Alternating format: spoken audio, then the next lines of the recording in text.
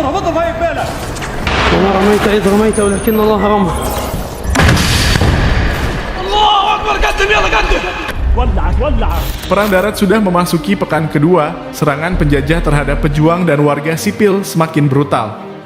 Agresi tersebut sudah mengeluarkan semua kemampuan Netanyahu termasuk bantuan pasukan khusus dari Amerika. Namun hingga saat ini, belum juga dapat mengalahkan Hamas. Apa yang membuat para pejuang mampu bertahan dari serangan musuh? Dan strategi apa yang digunakan para mujahidin dalam perang kali ini? Simak video ini sampai habis agar tidak sesat. Sebelum lanjut tolong tekan like, subscribe dan nyalakan tombol lonceng agar dapat membantu dalam menyebar syiar Islam. Terima kasih. Dalam video kali ini ada sebuah fakta yang sangat menarik dari perang Israel dan para mujahidin Palestina, mengutip sebuah terjemahan dari status Facebook Kiai Haji Ashari dengan judul Kendaraan Buta versus Petarung Handal. Tulisan tersebut sebuah analisa yang sangat cerdas dan sangat tepat, sesuai dengan bukti yang terjadi di lapangan. Sangat berbeda dengan pemberitaan media barat yang pro-Zionis, yang mana setiap pemberitaan tidak pernah sesuai dengan kenyataan di lapangan. Tapi kali ini seluruh masyarakat dunia tidak dapat dibohongi lagi oleh propaganda barat. Perkembangan teknologi saat ini begitu mempermudah para pejuang untuk menyampaikan segala berita yang benar disertai dengan bukti yang nyata. Oleh karena itu, setiap para pejuang selalu dilengkapi kamera GoPro untuk merekam setiap detik kejadian yang mereka lakukan. Alhasil, dunia saat ini semua tertuju kepada jantung dunia, yaitu Palestina, negerinya para nabi.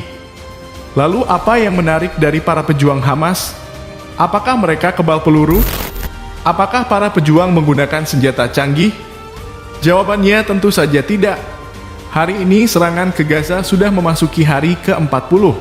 Berita yang disebarkan bahwa Israel sudah berhasil masuk ke dalam kota, mengepung kota dan bahkan berhasil menemukan dan menghancurkan sebagian terowongan bawah tanah para pejuang.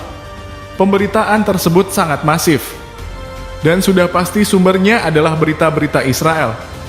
Sudah semestinya, mereka yang hafal tentang pengecutnya tentara Netanyahu apalagi sudah mengikuti berita perang ini sudah lebih dari sebulan, semestinya sudah paham dan tidak mudah menerimanya. Tapi apa mau dikata, karakter memang tidak bisa dibentuk sebulan atau 2 bulan. Apalagi jika berhubungan dengan iman.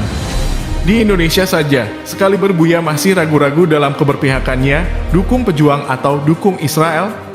Berikut data akurat tentang klaim Israel tersebut. Analisis dari Husam Badran mengenai siasat perang Hamas, yang dikutip dari kanal YouTube Al Jazeera. Tak diragukan lagi bahwa perang antara kami dan penjajah ini pasti ada peshawar, baik dengan gambar ataupun cerita. Pertanyaannya, apa itu peshawar? Pada zaman sekarang, kita mengenal istilah peshawar.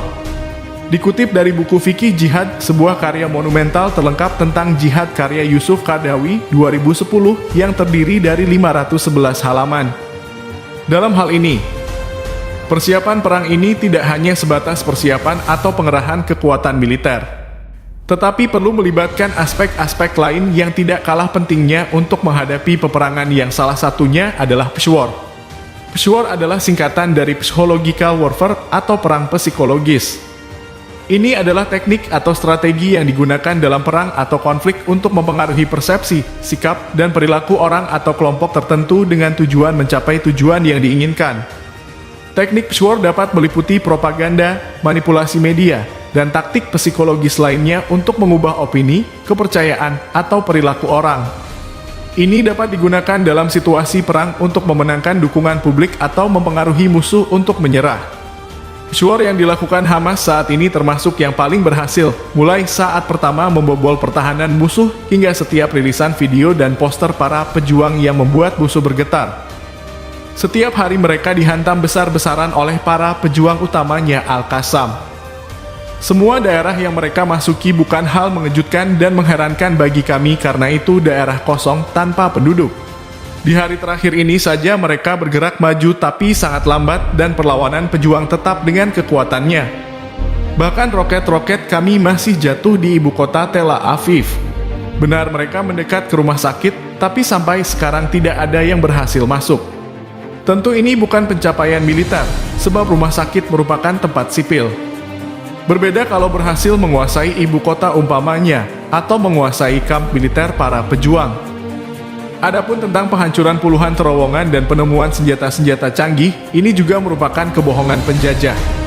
Persis seperti kebohongan di hari pertama perang. Terowongan ini kan sebagiannya sudah mencapai perbatasan.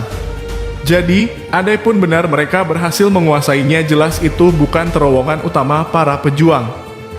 Adapun senjata, kalaupun mereka berhasil mendapatkannya di sana-sini, maka itu juga hal remeh sekali. Para pejuang tidak punya tank. Senjata yang mereka punya adalah senjata ringan buatan tangan sendiri dan juga dari hasil modifikasi. Seperti rudal Yasin 105 yang sering digunakan oleh pejuang saat menghancurkan tank musuh. Israel ingin mengesankan bahwa mereka telah mendapatkan beberapa pencapaian yang besar. Tapi sesungguhnya tidak ada pencapaian berarti selama mereka memasuki Gaza, bahkan tank mereka pun tidak bisa masuk ke wilayah yang mereka tuju. Dan berikut ini data dan analisa dari pakar strategi militer Yordania, Maijen Faiz Ad-Duwairi. Sudah sejak 35 hari ini, saya amati bahwa Israel tidak kunjung bergeser dari lokasi darat yang mereka masuki, yang mereka dapatkan hanya sebuah kerugian sangat besar. Baru 24 jam lalu mereka maju sekitar 900 meter saja menguasai perempatan jalan sekitar rumah sakit. Mereka tidak menguasai apapun, tidak kanan, tidak kiri, mereka hanya ada di jalan untuk menunjukkan bahwa mereka punya pencapaian militer. Menurut pengamat dunia, sekaranglah perang darat yang sesungguhnya. Tank diciptakan bukan untuk perang seperti ini. Perang Dunia Kedua dan perang-perang setelahnya menjelaskan itu. Adapun penggunaannya sekarang di antara bangunan dengan pertimbangan untuk mengurangi jumlah korban tentara. Karenanya tetap dipakai walau tidak punya keleluasaan bergerak dan menembak, bahkan menjadi sasaran empuk tembakan. Di sisi lain, pejuang Gaza mempunyai keleluasaan bergerak, bersembunyi dan menggunakan berbagai senjata yang mereka miliki.